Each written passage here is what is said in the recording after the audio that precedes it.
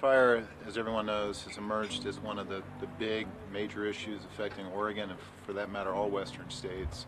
A real actionable response that's including how do we fight fire, actively managing our forests so that we don't have the fuels out there, and how are we going to protect communities from smoke exposures. The council is really set up to have a comprehensive strategy that's based on action and based on protecting our communities. The primary focus we as a board have come through with is that in researching the policies for fire management, yes, prescribed fire has its place on the landscape, but not during fire season. We, as a county, passed a proclamation that says once the state fire marshal declares fire season, it'll be nothing but full suppression. Lots of rain. But then it's like crystal clear out there right now. Isn't this nice? This is a huge. Okay, looks like we're up and running. Welcome, everybody. We're having a emergency meeting Monday, January 9th. Look for we'll call to order and do the Pledge of Allegiance. Please stand and join me as we pledge allegiance to the flag of the United States of America, and to the republic for which it stands, one nation, under God, indivisible, with liberty and justice for all. Sorry if I was a little hyped up there and way ahead of everybody, but I had a couple cups of coffee this morning. Look for a motion to approve or amend the emergency agenda. Move that we approve the agenda, Mr. Second. Chair. Okay, got a motion and a second. All in favor say yes. Yes. Yes. Motion carries 3-0. Okay, the reason for this meeting is approval of partial activation of Emergency Operations Center. And I'll pass this to Ted or to Brad to I think speak on. to Brad, and then we'll be Okay. looking for a Okay. motion and action. Okay, so as everybody is aware, we have a slide occurring on 101 right now that has significantly impacted the road to a point where it's not passable. So you cannot go north or south at that point. I became aware of that early this morning. Emergency Services Manager Monica Ward called me and made me aware of it, and we immediately started to make notifications and updates. And it has progressed to the point where we have some concerns about patients in need of medical care, supply chain issues, et cetera, and we are trying to be as proactive and prepared as we can to manage this potential emergency. Monica is in a call right now with other emergency management folks and is coordinating and planning how we're going to proceed. But the purpose for what we are going to do is to potentially declare a state of declaration of local emergency to aid her in our response. So are we going to do a motion to that effect? Let's do a motion for the partial activation of Emergency Operations Center Okay. first. And then okay. So look for that motion. So I would make a motion to approve a partial activation of Emergency Operations Center. Second, Mr. Chair. Okay, we've got a motion and a second. Any discussion? Hearing none, all in favor say yes. Yes. Yes. Motion carries 3-0. So number 4 on our agenda is declaration of a local emergency. So if And you I want to bel- speak to that. I believe that all we're required to do is read the heading, read the title, or should it? What? Okay, all right. Well, the title of it is in the matter of declaring a local emergency in Curry County and requesting a governor's declaration of a state of emergency. So moved, Mr. Chair. Okay. Do I have a second? Second. Okay. It's been moved and seconded. Any further discussion on that declaration? Hearing none. All in favor say yes. Yes. Yes. I vote yes, so motion carries 3-0. So if there is nothing other that the board would like to discuss. A couple of things. Okay. We're getting some phone calls, social media messages, emails from the community asking questions about how to proceed with various issues. So we will be putting out information in the coming hours to help with that.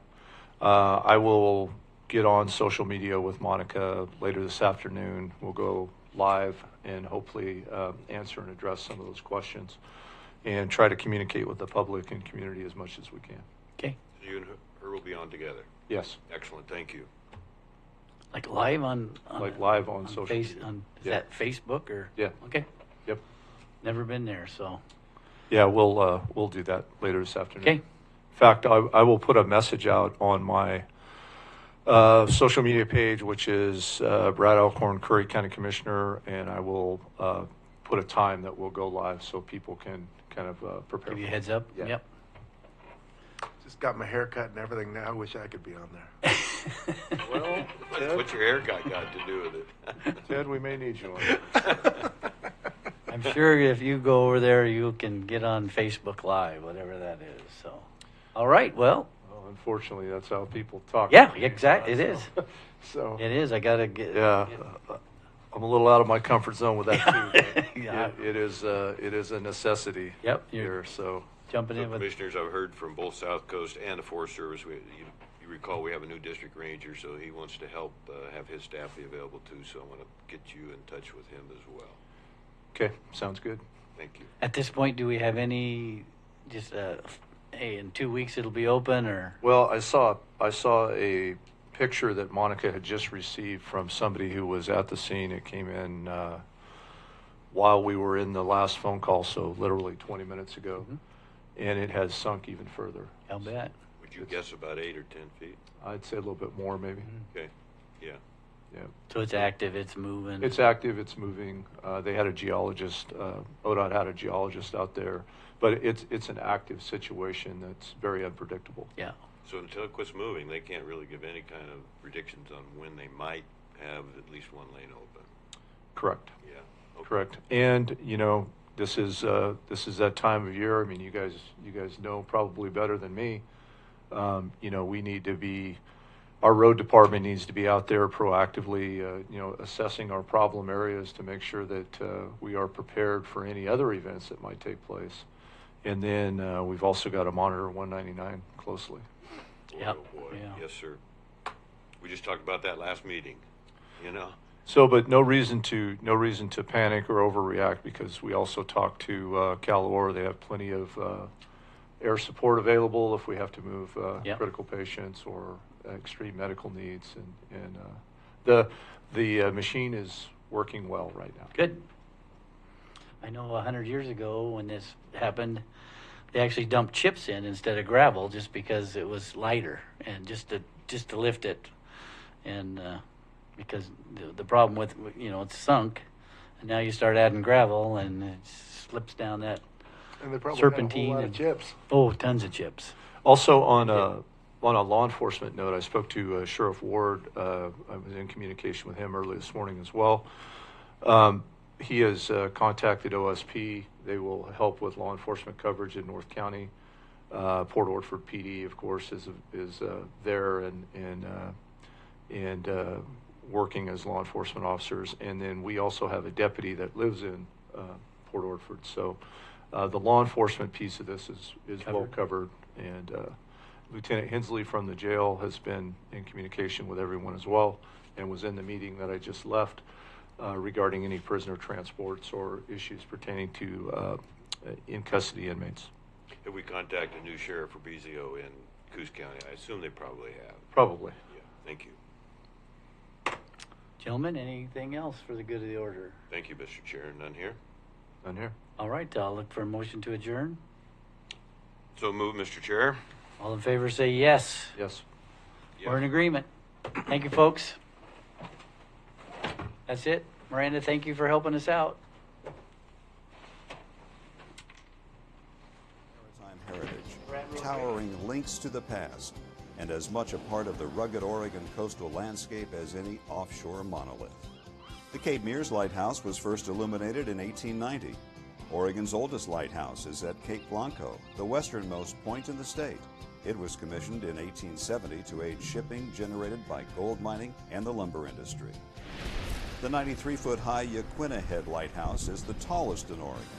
Today, its automated light continues to aid navigation at the entrance to Yaquina Bay. Many of the lighthouses are open to the public. Most happen to be excellent places to view nesting seabirds and offshore sea life. Tide pools, those rocky areas between high and low tides, support unique and diverse plants and animals. Vast amounts of colorful, otherworldly creatures wait to be discovered. But walk cautiously.